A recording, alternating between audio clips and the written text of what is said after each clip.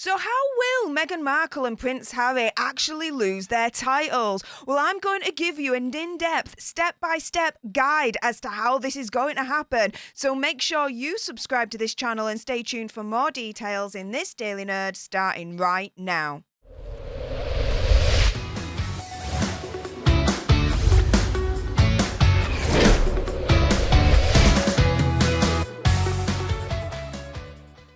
Hey up everyone, it's me, Stef the Alternate, your nerdy alternative, and welcome to another dose of the Daily Nerd, where I break down the royal news and gossip of the day that's pretty much caught me eye, and oh my goodness, before I jump into all the juicy details with this video's main topic, there is a little bit of housekeeping. Firstly, YouTube human reviewer, I see you lurking.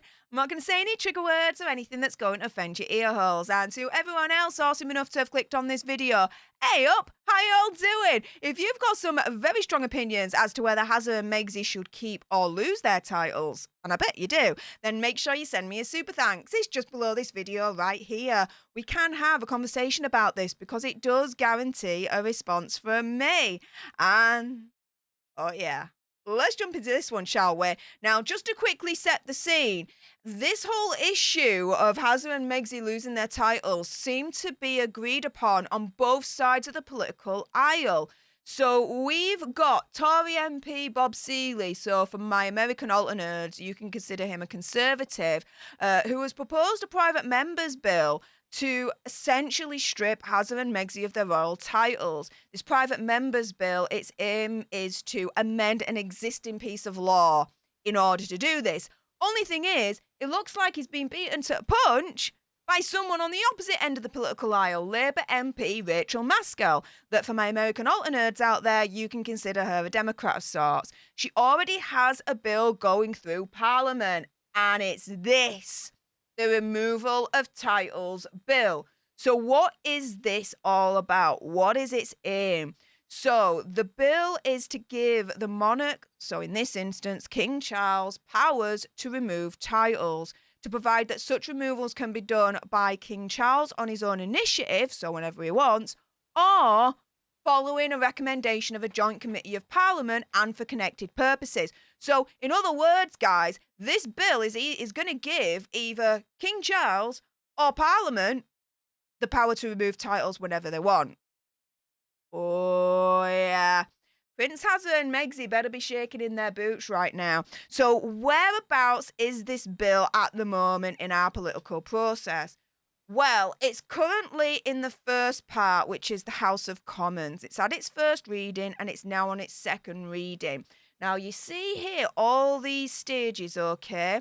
You've got two houses, the House of Commons, so two levels, House of Commons and then the House of Lords. Once it goes through the House of Commons, it then goes to the House of Lords, and then it goes to the final stages to Royal Ascent. What do all these stages mean?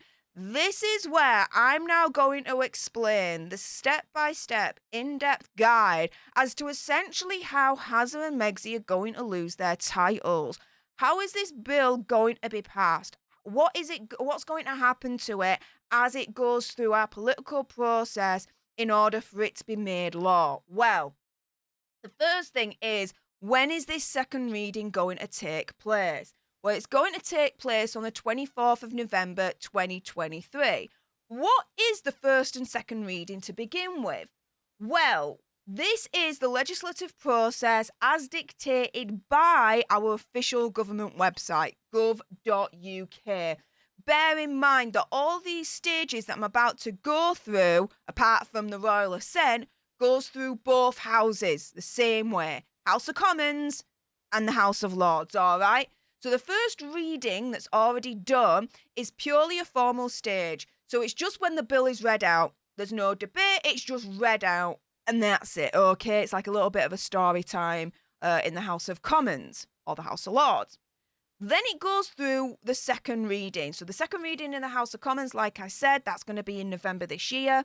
This is now the debate stage, all right? And the politicians and the House of Lords, they debate on the main principles of the bill held in the chamber. So a government minister will open the debate by setting out the case for the bill and explaining its provisions. The opposition will then respond, and then other members are free to then discuss it. The government then will close the debate by responding to the points that are made during this second reading. Very importantly, though, at this stage, there's no amendments, okay? No amendments can be made, no changes, no nothing. It's just pure debate on the bill itself in its original form. After the debate is held, there then is a vote as to whether it goes through to the next stage or not. So if the bill wins the vote, then it carries on through the political stage.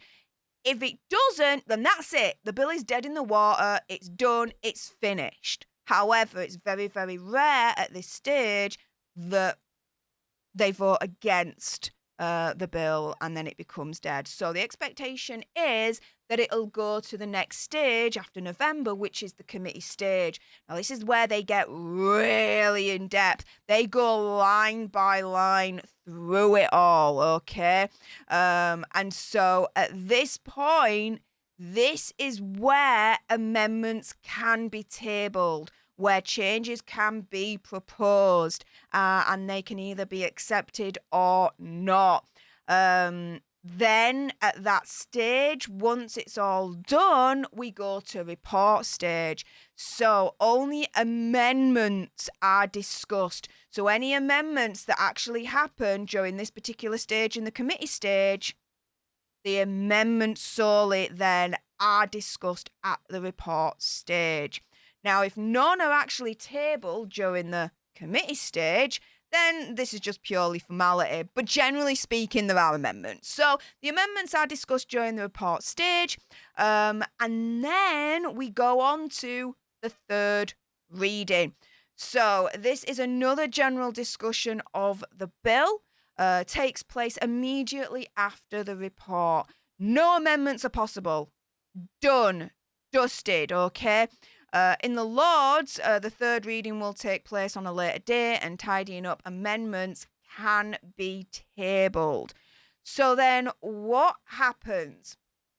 Well, we've gone through at the moment, right here, first reading, second reading, committee stage, report stage, third reading. Similar to the bill in the House of Lords. When it gets to the third reading in the House of Lords, there's something that's slightly different that takes place with these guys. So what happens is the House of Lords will do the third reading and they might think, well, hang on a minute, there's more changes that need to be made or more amendments that need to be made. It then goes back to the House of Commons. The House of Lords will be like, right, okay, we want these amendments to happen, these changes to happen. What do you think, House of Commons?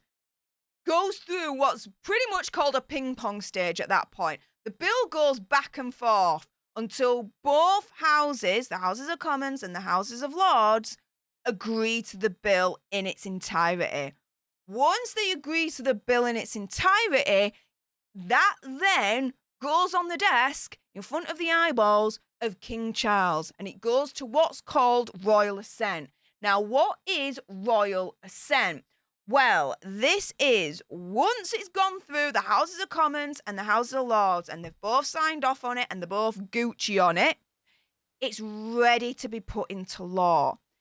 The Royal Assent is when the King formally agrees to make the bill into an Act of Parliament, into law.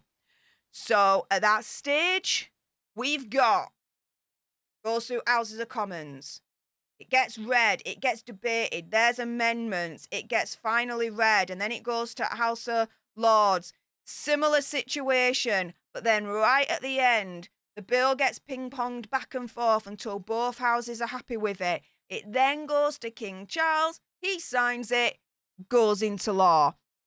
Sounds simple, doesn't it, when I explain it like that? But generally speaking, it could take a few years for all that to take place, okay? So this is a very, very lengthy process that this bill is undertaking at the moment. But ultimately, once King Charles puts his signature to that bill, it becomes law.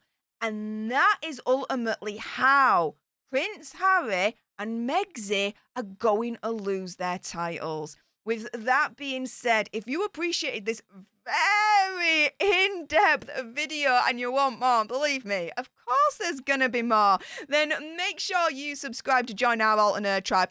I'll be honest with you, help us get to 100k so we can get that silver play button right there. Like, share, comment down below your opinion, conspiracy theories, whatever's. Also, as well, if you've got some very strong opinions as to whether Harry and Meghan should be keeping their titles or not, and I bet you do, then make sure you send me a super thanks. It's just below this video right here. We can have a conversation about this because it does guarantee a response from me. And until the next time, you guys, laters.